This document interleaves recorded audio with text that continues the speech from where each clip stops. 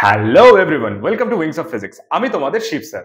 আজ আমরা class 11th ফিজিক্সের রোটেশনাল মোশনের একটা ভারী ইন্টারেস্টিং টপিক, রোটেশনাল ইকুইলিব্রিয়াম, মানে যেখানে আমরা clockwise torque and anti clockwise torque কি করি, ইকুয়াল করে দিই, মানে নেট টর্ক জিরো করে দিই।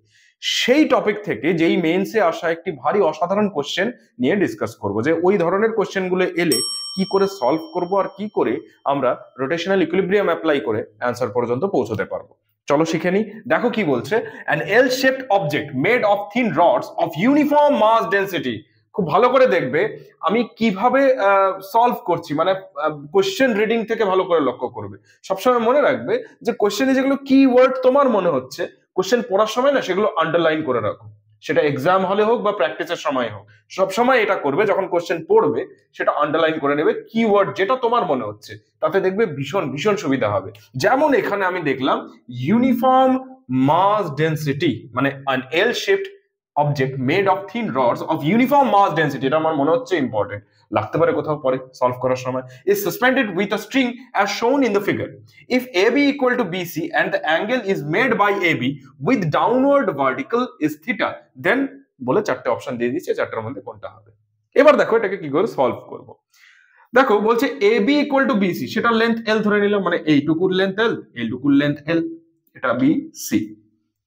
AB equal to BC, দুটো লেন্থ ধরে নিলাম। এবার বলছে দেখো ইউনিফর্ম মাস ডেন্সিটি, মানে পার ইউনিট লেন্থের যে মাস ল্যামডা, সেটা কি ইউনিফর্ম। আর যদি ইউনিফর্ম হয় তাহলে ভালো করে দেখো, আমি যদি বলি এইটুকু AB লেন্থের মাস কত, তাহলে ইউনিট লেন্থের মাস কত, ল্যামডা, তাহলে L লেন্থের মাস কত হবে, L into lambda which is equal to M।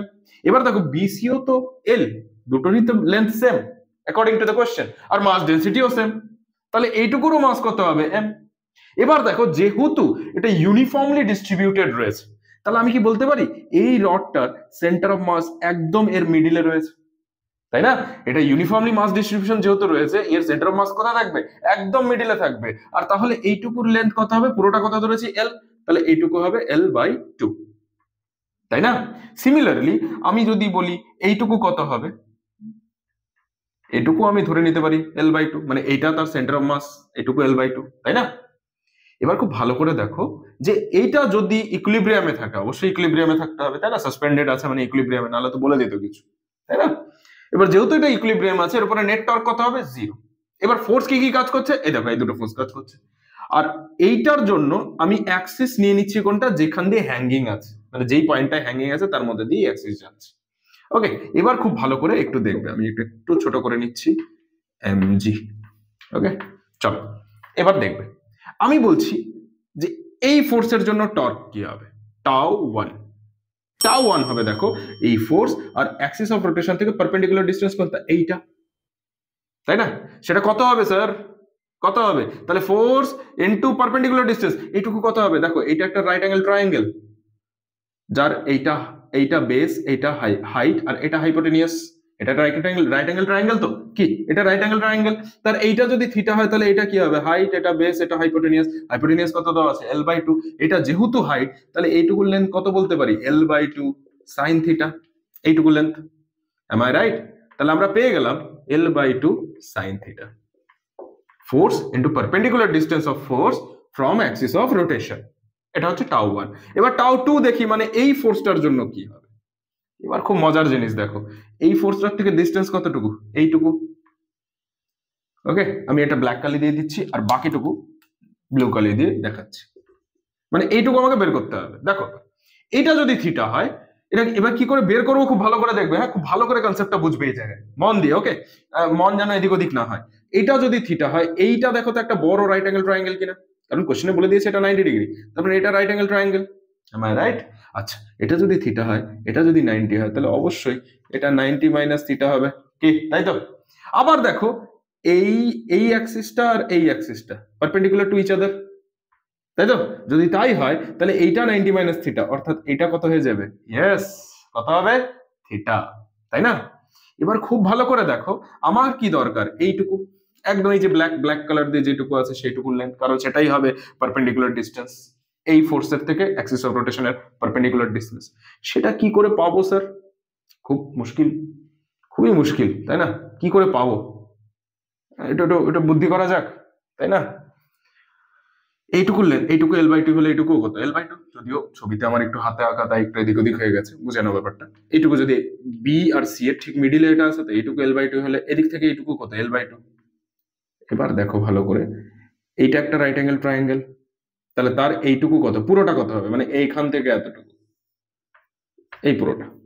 আমি বলতে পারি এটা যদি থিটা হয়, এটা হাইট, এটা বেস, এটা হাইপোটেনিয়াস, তাহলে হাইপোটেনিয়াস মানে এইটুকু, এইটুকু মানে আমি বলছি এটা C2 কিন্তু, হ্যাঁ, সেন্টার অফ মাস 2, পয়েন্টার নাম আমি C2 দিয়ে রাখলাম। BC2 is equals two L/2, কারণ পুরোটা L, এইটুকু L/2, তাহলে বাকিটুকু L/2 হবে, তাই না? ওকে, তাহলে হাইপোটেনিয়াস কত হলে L/2, তাহলে এটা হচ্ছে বেস, কারণ এটা থিটা হলে এটা হাইট, এটা বেস, তাহলে বেসটা কত হবে? Yes, L/2 cos theta.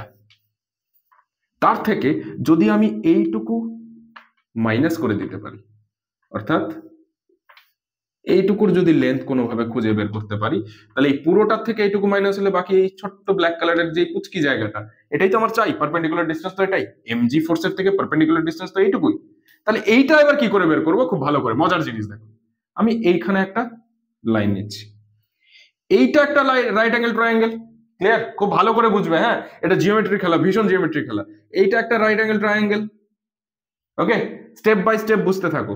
এইটা একটা রাইট অ্যাঙ্গেল ট্রায়াঙ্গেল যদি হয়, তাহলে এইটা থিটা, এটা তার হাইট, এটা হাইপোটেনিয়াস কোনটা, এটা বেস, এটা। এবার এই পুরো হাইপোটেনিয়াসটা কত?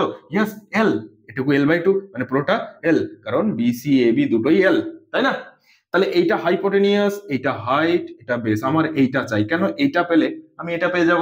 আচ্ছা, এইটা পুরোটা যদি এল হয়, তাহলে আমি এইটুকু হাইটকে বলতে পারি এল সাইন থিটা। Any problem? ব্যাস পেয়ে গেলাম, এটা এল সাইন থিটা হলে এটুকুও কত হবে? এল সাইন থিটা।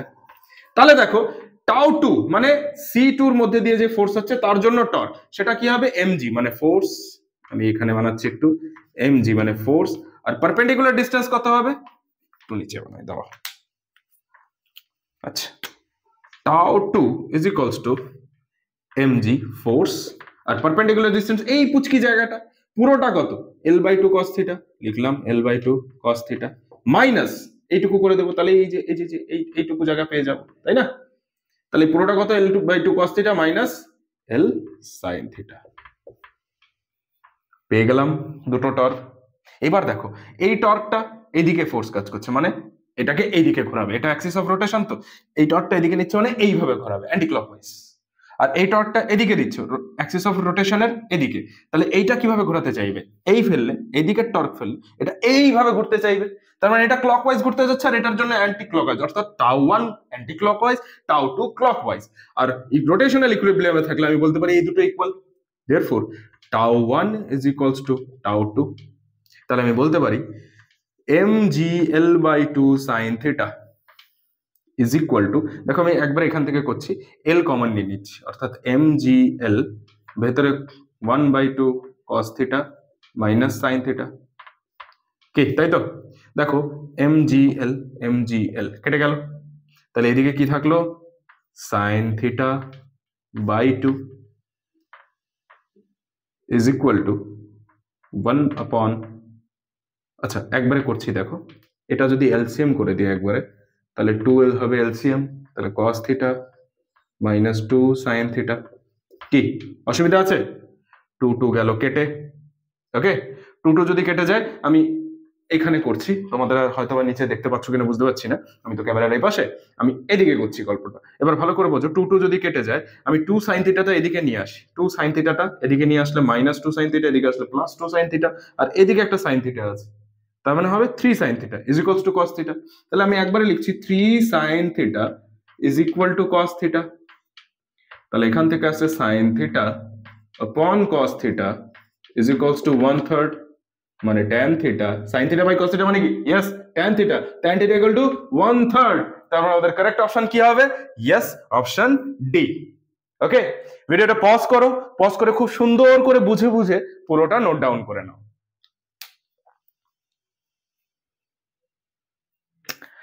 ওকে, আশা করছি ভিডিওটা পজ করেছো, আর পজ করে খুব সুন্দর করে বুঝে বুঝে পুরো নোট ডাউন করে নিয়েছো, আর আমরা শিখলাম এই ধরনের কোশ্চেন এলে আমরা কি করে সেটাকে সলভ করব। যদি তোমাদের ভিডিওটা ভালো লেগে থাকে তাহলে প্লিজ সাবস্ক্রাইব করো, বেল আইকনটা ক্লিক করে রাখো, যেন এই ধরনের আরো অনেক অনেক নতুন নতুন ইন্টারেস্টিং ভিডিও নিয়ে, আরো নতুন নতুন কনসেপ্ট নিয়ে আমরা তোমাদের পর্যন্ত খুব সহজে পৌঁছে যেতে পারি। আর হ্যাঁ, এই ভিডিওটা, এই চ্যানেলটা সব বন্ধুদের মধ্যে শেয়ার করে দিতে কিন্তু ভুলে যেও না। Thank you.